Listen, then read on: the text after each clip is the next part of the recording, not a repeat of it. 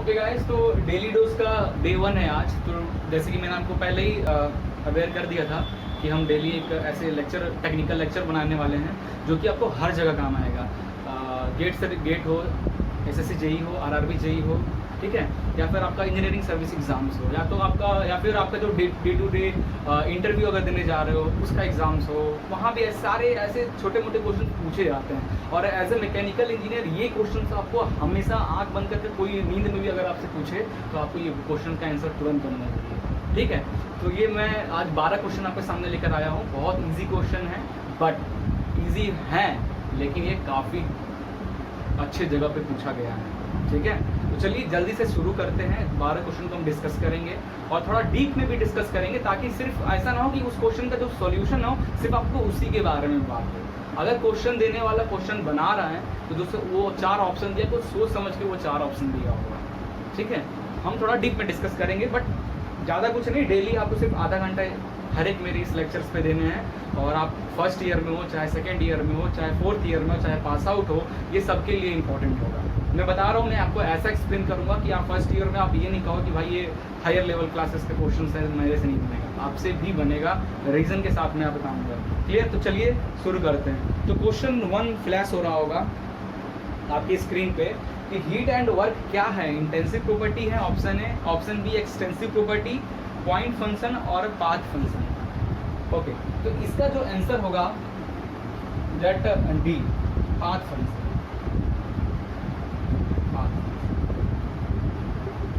Clear? Path function होगा।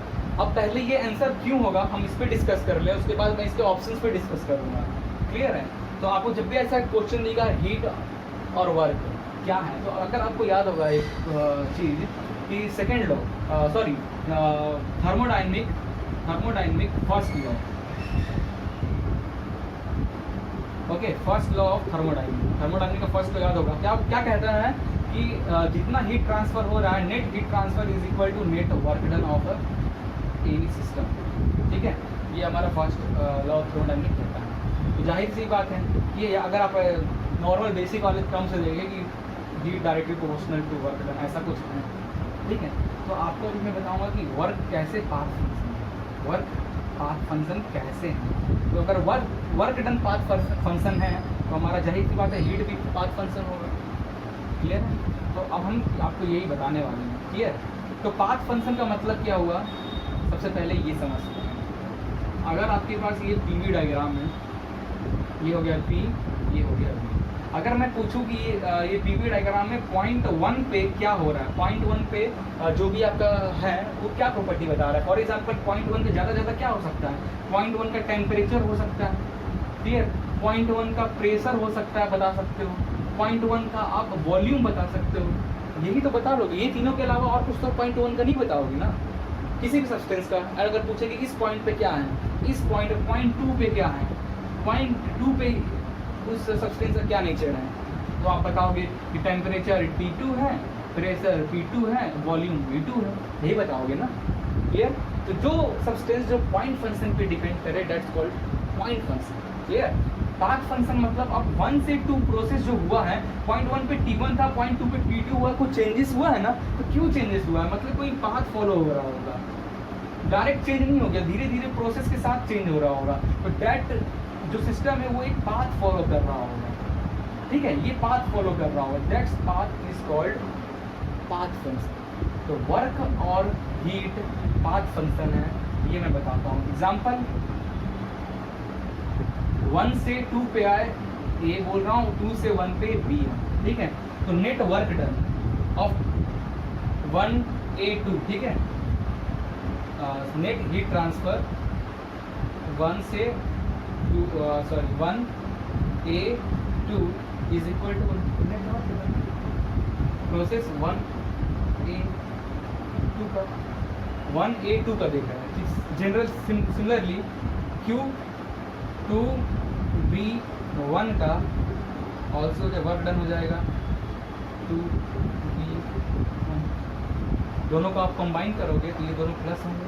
और आप दोनों में एक चीज़ देख रहे होगे कि इनिशियल पॉइंट, ठीक है, और फाइनल जो पॉइंट है वो सेम है। हीट का और वर्क का आप देखोगे, हीट प्रोसेस 1 से 2 में इनिशियल पॉइंट और फाइनल पॉइंट सेम है, इनिशियल और फाइनल पॉइंट, बट जो पाथ है वो पाथ अलग अलग। क्या हुआ इसका मतलब कि पाथ फंक्शन वर्क और हीट हमारा पाथ पे डिपेंड करता है। क्लियर है इतना? अब देखो एक चीज़ आपको यहाँ पे मैं और बता रहा हूँ, अच्छा क्वेश्चन है ये, क्वेश्चन माइंड में रखना। पूछे कोई आपसे थर्मोडायनेमिक साइकिल क्या होता है, थर्मोडायनेमिक साइकिल क्या होता है, तो क्या बताओगे कि वो प्रोसेस जो एक पॉइंट से चालू और वापस आकर वही पॉइंट पे खत्म हो। फॉर एग्जांपल ये पॉइंट 1 है, कोई प्रोसेस 2 पे गया, फिर वहाँ से 3 पे गया, वहाँ से 4 पे गया और वापस आकर अपने इनिशियल मतलब इनिशियल और final point, initial and final point अगर सेम हो तो उसे हम लोग कहते हैं थर्मोडायनेमिक साइकिल। क्लियर है? तो क्यों आंसर पाथ फंक्शन होगा, क्लियर हो गया होगा आपको। पॉइंट फंक्शन क्यों नहीं होगा, क्योंकि वो सिर्फ पॉइंट पे डिपेंड होता है, बट वर्क एंड हीट तब, क्योंकि वर्क एंड हीट में क्या हो रहा है, कुछ चेंजेस हो रहे हैं, प्रोसेस हो रहा है, that process called the path of system. ठीक है, तो ये था आंसर पहले क्वेश्चन का। मजा आया? आई थिंक ज़्यादा दिक्कत नहीं होगा। अच्छा, इसमें 2 ऑप्शन और दिया हुआ है, देने वाले ने 2 ऑप्शन और दिए, इंटेंसिव प्रॉपर्टी है और एक्सटेंसिव प्रॉपर्टी। क्या होता है इंटेंसिव प्रॉपर्टी? अच्छा, एक क्वेश्चन और आगे है आपको मिलेगा, फिर भी मैं यहाँ पे बता दे रहा हूँ ताकि वहाँ पे आप तुरंत बता दो वो क्वेश्चन। इंटेंसिव प्रॉपर्टी क्या होता है? ऑप्शन ए जो था, इंटेंसिव प्रॉपर्टी क्या होता है, जो मास और साइज पे डिपेंड ना करे। For example pressure, temperature, density, ये सब क्या है, इंटेंसिव प्रॉपर्टी। एग्जाम्पल, अगर आपका ये कमरा है, इसका टेम्परेचर 20 डिग्री सेल्सियस है, इस रूम का टेम्परेचर 20 डिग्री सेल्सियस है और ये इंसुलेटेड। क्लियर? अब इस कमरे को आप 4-5 टाइप में अगर डिवाइड कर दोगे, बांट दोगे, तो क्या ये अलग अलग जो कॉलम है इसका टेम्परेचर क्या कम हो जाएगा या ज़्यादा हो जाएगा? नहीं, इनका भी 20 डिग्री सेल्सियस होगा। तो मतलब क्या हुआ कि टेम्परेचर हमारे साइज पे, पहले बड़ा साइज था, छोटा साइज कर दिया, तो छोटे साइज करने में टेम्परेचर चेंज नहीं हो रहा है। सेम टू सेम प्रेशर है, डेंसिटी के केस में भी ऐसा ही है। तो क्या हुआ, प्रेशर, टेम्परेचर, डेंसिटी क्या हुआ, intensive property, independent of mass and size. और एक्सटेंसिव प्रॉपर्टी क्या हो जाएगा, क्या हो जाएगा एक्सटेंसिव प्रॉपर्टी, जो मास और साइज पे डिपेंड करता। For example entropy, entropy best example.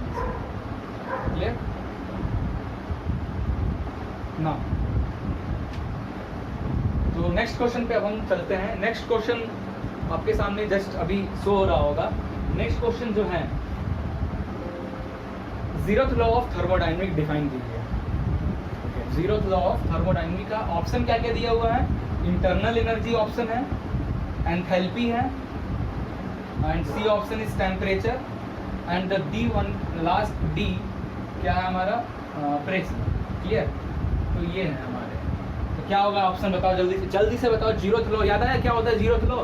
एक बार एक्सप्लेन कर दो जल्दी से, फिर आप खुद बताना इसका आंसर क्या होगा। ठीक है, जीरोथ लॉ क्या होता है कि अगर कोई बॉडी ए अगर इक्विलिब्रियम है, ठीक है, तो जनरली जीरोथ लॉ हमारा टेम्परेचर को डिफाइन करता है। कैसे? टेम्परेचर को डिफाइन करता है, इसलिए इसका जो डेफिनेशन होता है जीरोथ लॉ का, वो हम कहते हैं कि अगर हमारा ए, बॉडी ए अगर बी से थर्मली इक्विलिब्रियम हो, क्लियर, थर्मल इक्विलिब्रियम हो, और बी हमारा सी से थर्मल इक्विलिब्रियम हो, तो हमारा जो बॉडी ए होगा वो सी से थर्मली इक्विलिब्रियम होगा। टेम्परेचर, ठीक है, तो इसका आंसर होगा सी, टेम्परेचर। क्लियर? क्या हो जाएगा आंसर, टेम्परेचर। बाकी इसके जो ऑप्शन है, एंथैल्पी, एंथैल्पी क्या होता है, H is equal to U plus P V, यही होता है ना enthalpy. H is equal to enthalpy, U is internal energy, internal energy. तो एंथैल्पी को कैसे डिफाइन करते हैं, एंथैल्पी को डिफाइन करने क्या बोलते हैं कि the product of pressure and volume and the sum of internal energy. या तो बोलेंगे एंथैल्पी का डेफिनेशन बोलोगे, इस फॉर्मूले से आप बना लो ना, बचपन में बना लो ना डेफिनेशन की, sum of internal energy and the product of pressure and volume is called the enthalpy. Clear? ये हो गया एंथैल्पी। इंटरनल एनर्जी को हम यू से दिखाते हैं। इंटरनल, अब इंटरनल एनर्जी क्या होता है, इंटरनल एनर्जी का बहुत अच्छा जानना बहुत जरूरी है आपको। इंटरनल एनर्जी क्या होता है, सारी एनर्जीज इंटरनल एनर्जी को समझना हो तो आपको मॉलिक्यूल लेवल पे जाके आपको डिस्कस करना पड़ेगा, मॉलिक्यूल में तक जाना पड़ेगा, मॉलिक्यूलर थ्योरी तक आपको जानी पड़ेगी। तो वहाँ पे आपको क्या क्या दिखेगा, काइनेटिक एनर्जी दिखेगा, that's called also a type of internal energy, potential energy दिखेगा, फ्रिक्शन एनर्जी दिखेगा, रोलिंग एनर्जी दिखेगा, ठीक है। ऐसे जितने टाइप के एनर्जी होते हैं, हीट एनर्जी दिखेगा, ठीक है, वर्क एनर्जी दिखेगा, ये ऑल क्या है, internal energy of a system. Clear? और प्रेशर क्या होता है वो तो आपको पता ही होगा, ठीक है।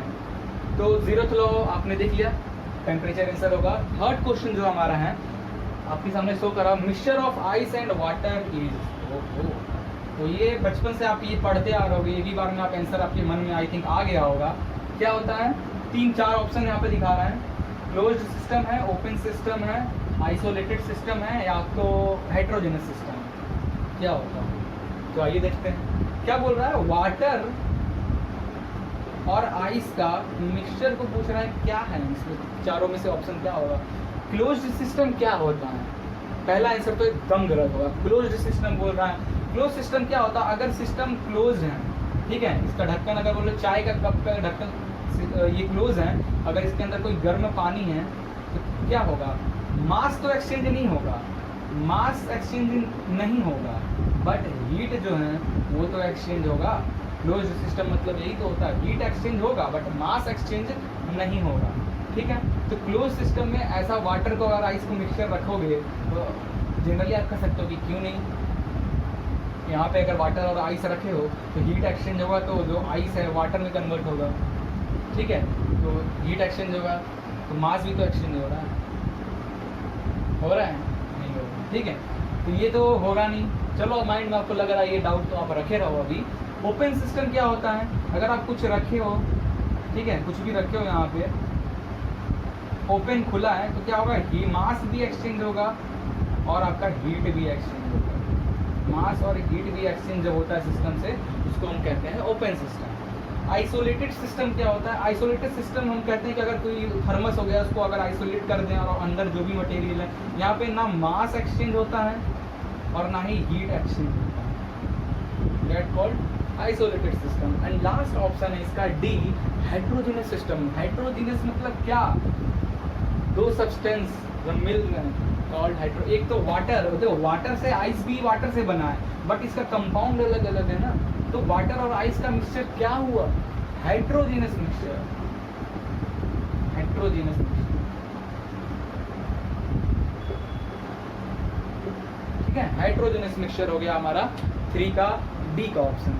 अगला क्वेश्चन है हमारा, क्या है, which of the following are extensive property. अच्छा, एक्सटेंसिव प्रॉपर्टी जल्दी से बताओ, मैंने अभी आपको बताया था क्या होता है एक्सटेंसिव प्रॉपर्टी, जल्दी से बताओ एक्सटेंसिव क्या है। टेम्परेचर है, प्रेशर है, डेंसिटी है या एंथैल्पी है, क्या है। देखो टेम्परेचर, प्रेशर और डेंसिटी ये तो इंटेंसिव प्रॉपर्टी है, बताया था, ठीक है। बचा क्या, एंथैल्पी। एंथैल्पी क्या है, एंथैल्पी जो है दैट्स कॉल्ड एक्सटेंसिव प्रॉपर्टी, मतलब ये मास और साइज पे डिपेंड करता है, ठीक है।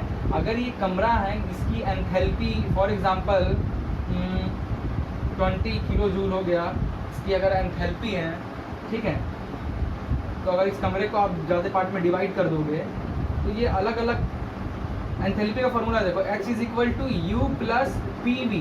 प्रेशर, चलो प्रेशर तो सेम रहेगा, इस केस में हर एक कॉलम का प्रेशर तो सेम होगा, इंटरनल एनर्जी चेंज होगा, और ये वॉल्यूम तो चेंज हो रहा है ना हर स्पेस पे, वॉल्यूम अलग अलग है ना, तो डायरेक्टली देख रहे हो कि heat is directly proportional to volume, है ना। हम डायरेक्ट कह सकते हैं कि एंथैल्पी क्या है, हमारा एक्सटेंसिव प्रॉपर्टी है जो कि साइज पे डिपेंड, क्या मास और साइज पे डिपेंडेंट है। साइज चेंज करोगे तो इसकी प्रॉपर्टी भी चेंज हो जाएगी, बट प्रेशर, टेम्परेचर और डेंसिटी केस में ऐसा नहीं है, क्लियर। अच्छा,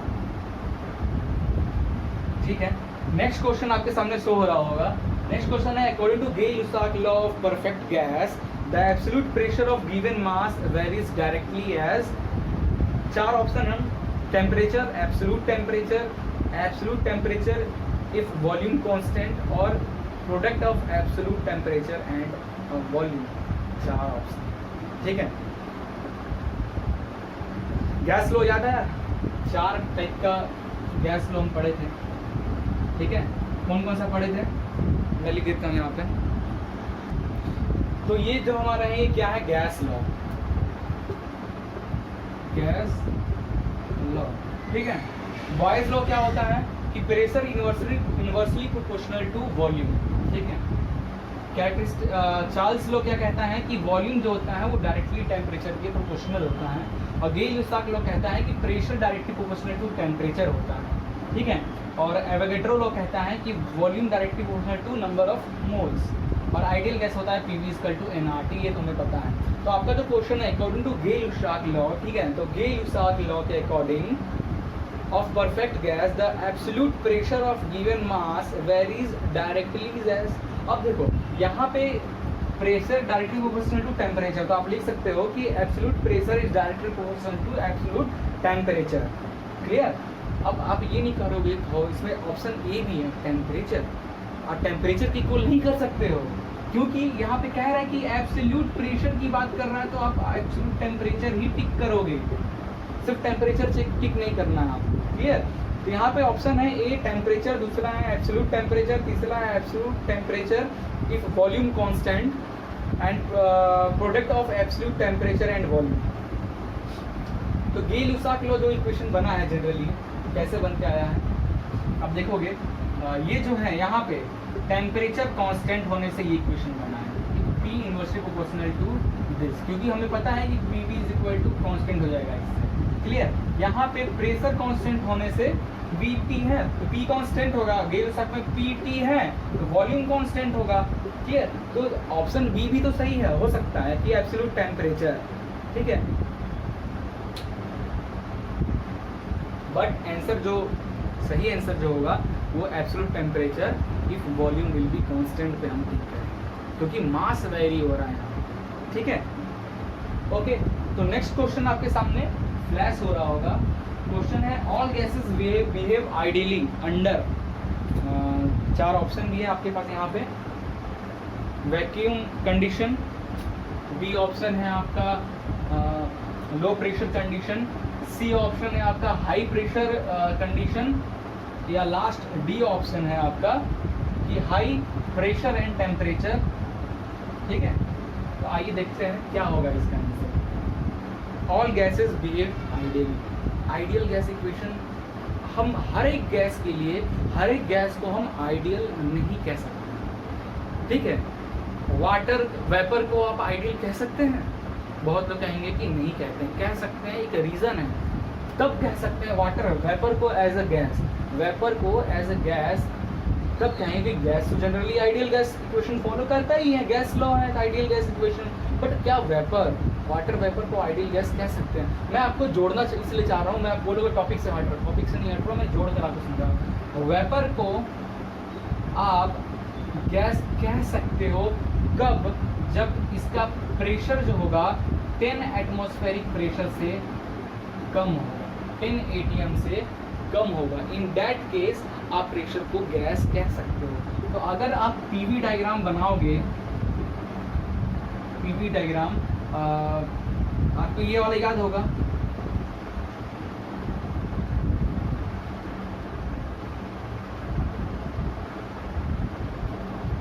ठीक है, कौन से चैप्टर का ही है ये, देखो ये प्रेशर 1 के लिए, ये प्रेशर 2 के लिए, ये प्रेशर अलग अलग, ये फॉर एग्जांपल हमने एक गैस लिया, एक ठीक है, एक गैस लिया, उसको प्रेशर P1 पे उसका नेचर देखा, ये जो होता है, ये जो पॉइंट है, इस पॉइंट को क्या बोलते हैं, क्रिटिकल पॉइंट, ठीक है।